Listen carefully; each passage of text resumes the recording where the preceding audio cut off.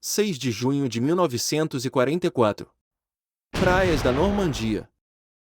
Mais de 156 mil soldados aliados desembarcam para iniciar a libertação da Europa nazista. Mas, naquele exato momento, a apenas 300 quilômetros dali, Adolf Hitler recusa-se a enviar 21 divisões alemãs para conter o ataque. Por quê? Porque ele acredita, com absoluta convicção, que aquele desembarque é uma armadilha. E ele acredita nisso por causa de um único homem. Um criador de galinhas espanhol, que nunca havia sido treinado como espião. Que inventou uma rede de 27 agentes que jamais existiram. E que terminaria a guerra como o único homem da história a receber medalhas dos nazistas e dos britânicos ao mesmo tempo. Esta é a história do agente Garbo. O maior mentiroso da Segunda Guerra Mundial. E, talvez, o homem que mudou o destino do mundo.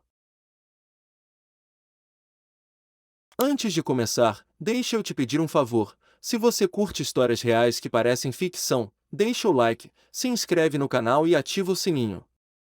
Isso me ajuda demais a continuar trazendo conteúdo como este. Vamos lá! Para entender quem foi o agente Garbo, primeiro você precisa entender o sistema mais audacioso de contra-espionagem da história, o sistema Double Cross. Em 1940, com a Inglaterra sob bombardeio constante, o Serviço Secreto Britânico, o MI5, descobriu algo incrível. Os espiões nazistas que a Alemanha enviava para a Grã-Bretanha eram, na maioria, mal treinados. Mal treinados ao ponto de muitos se entregarem voluntariamente assim que pousavam. E mais, graças aos lendários decifradores de códigos de Bletchley Park, os ingleses sabiam, com antecedência, exatamente quando e onde cada espião alemão iria desembarcar. Foi aí que um homem chamado Thomas Thayer Robertson teve uma ideia genial. Em vez de simplesmente prender ou executar esses espiões, por que não transformá-los?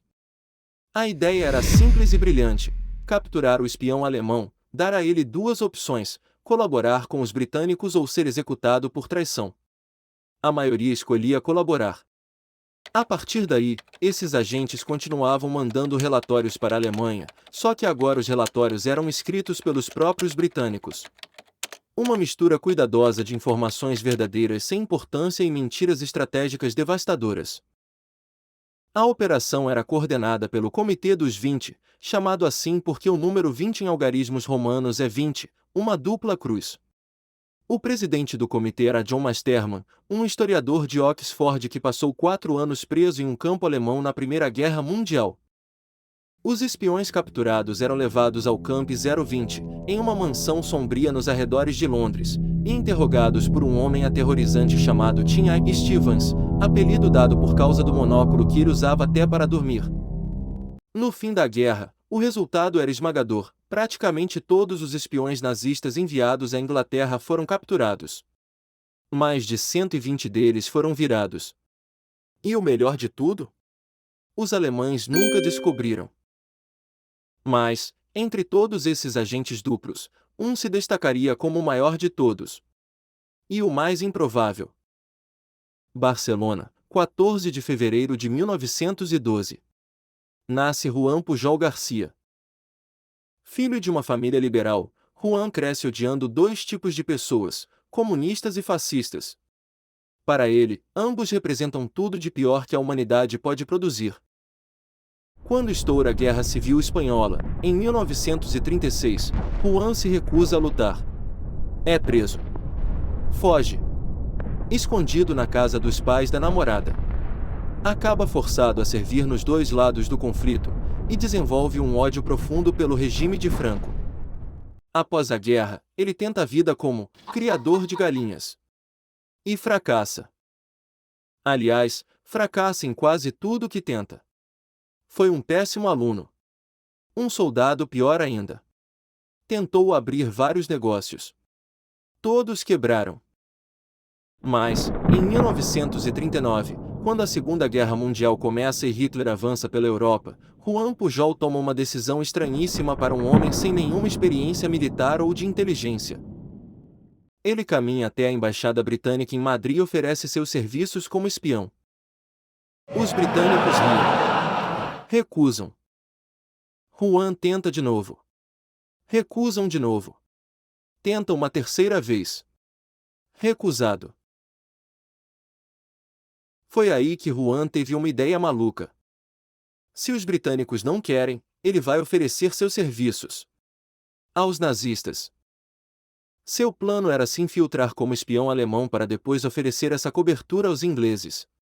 Era arriscadíssimo, ingênuo, quase suicida. E funcionou.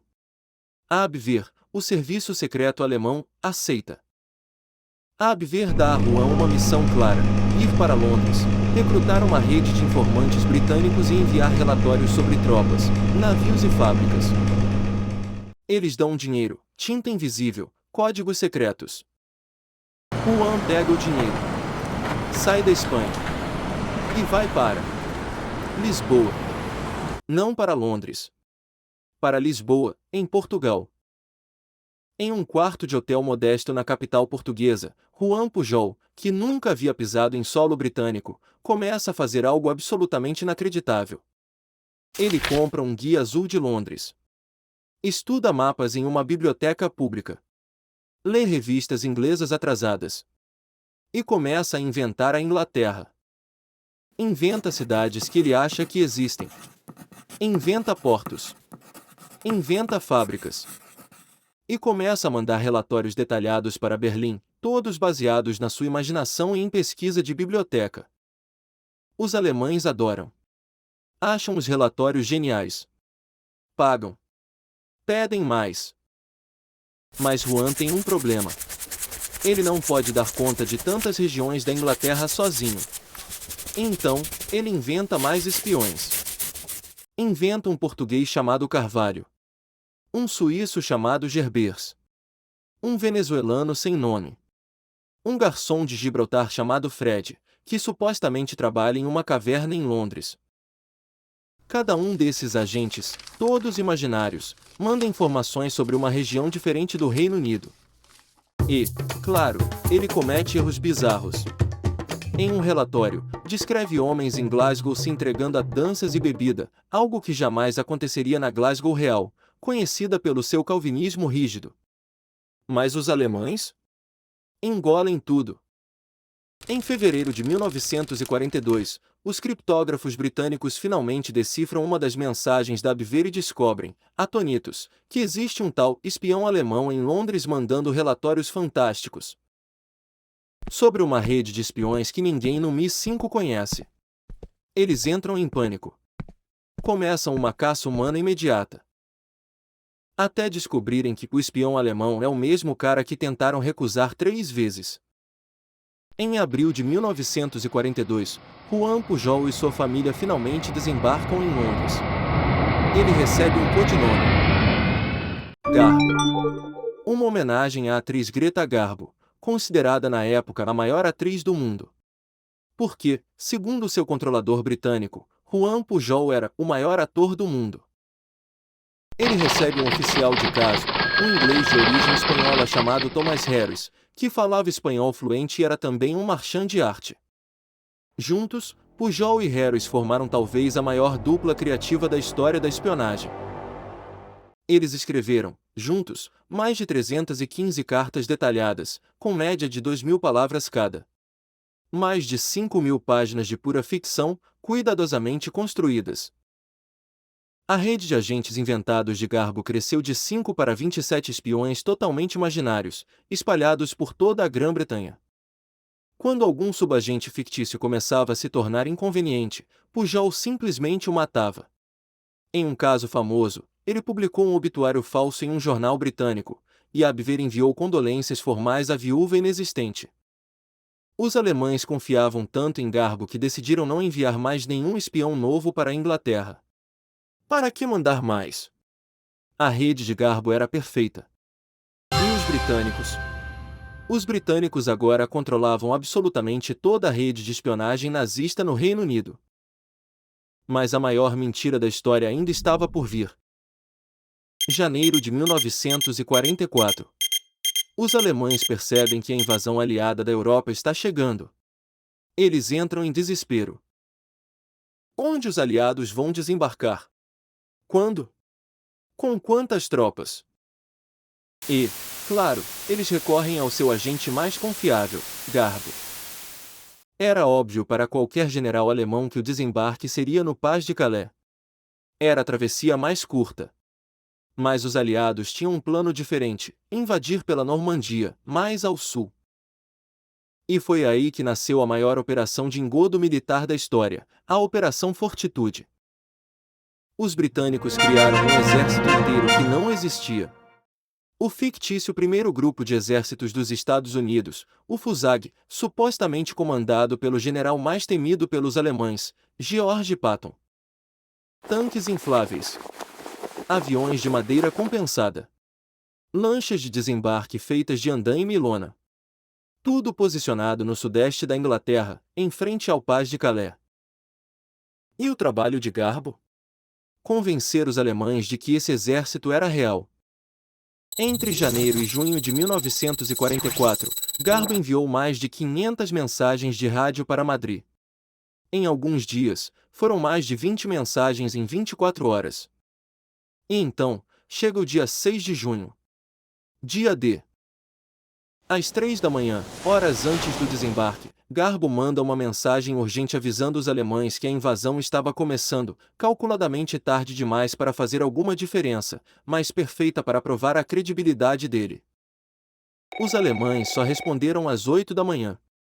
2 horas depois dos desembarques começarem. Sempre em personagem, Pujol respondeu com fúria teatral, gritando pelo descaso dos controladores. 3 dias depois, Garbo manda a mensagem mais importante da Segunda Guerra Mundial. Ele relata, com base em seus 27 agentes fictícios, que existem 75 divisões aliadas no Reino Unido. Na realidade, havia apenas 50. E afirma, com toda a autoridade, a Normandia é uma diversão. O ataque verdadeiro virá pelo Pas de Calais, com Patton e seu exército.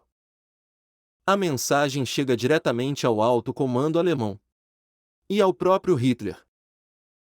O marechal de campo Gerd von Rundstedt, convencido pela mensagem de Garbo, recusa-se a mandar reforços para a Normandia. 2 divisões blindadas. 19 divisões de infantaria.